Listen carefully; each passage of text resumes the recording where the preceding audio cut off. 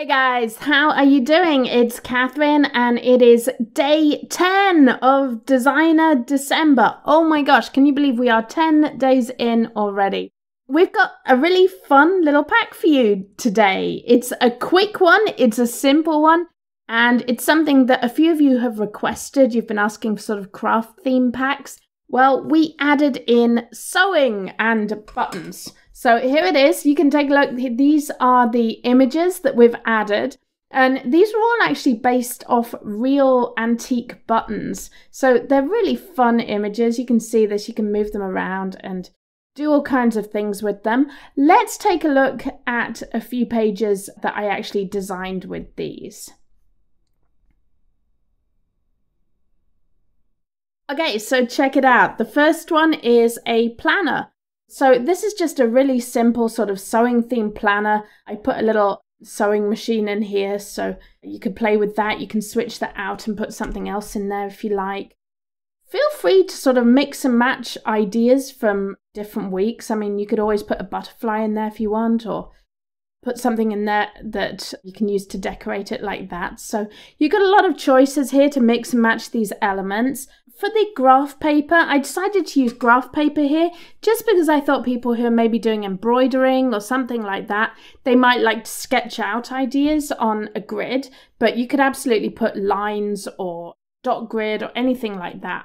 The way I did the graph paper, I just grab a box, stretch that there, build my box in there, and then you can just go and choose graph paper. And of course you can do 4x4, 5x5, or customize any size of graph paper you like. So you can have a lot of fun with that. So I just created a planner with the different buttons. Another design I did here, I just put in a sewing project. So I was playing around with borders and motifs. Again, you can mix and match things. So I love using the borders for all kinds of things. Like, they're really fun. You can sort of put them in here. You can move them around and use them at the side of your pages. So there's a lot of things you can do with these. I would keep them out of the margins just because, especially with images like these, if you put that in the margin, KDP might read that as an orphaned image in the margin. So you want to avoid that, but you could totally put them here. You can also copy and paste them. So if you want to put the whole side, you can do something like that. So we can move that around, just make sure they fit together.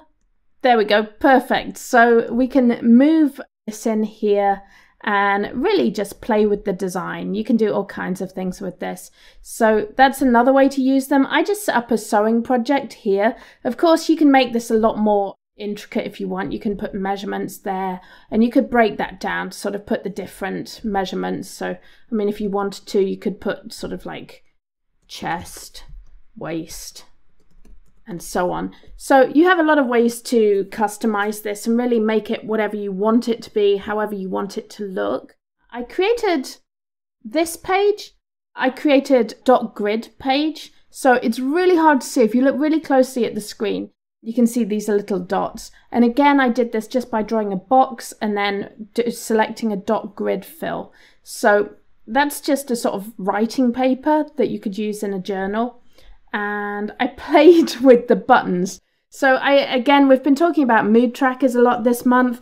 That's another way of doing a mood tracker, just having things that you can colour in like this. So I thought that was kind of a fun thing for someone to put in a sewing planner. They could have a page where they colour in buttons to represent their mood each day.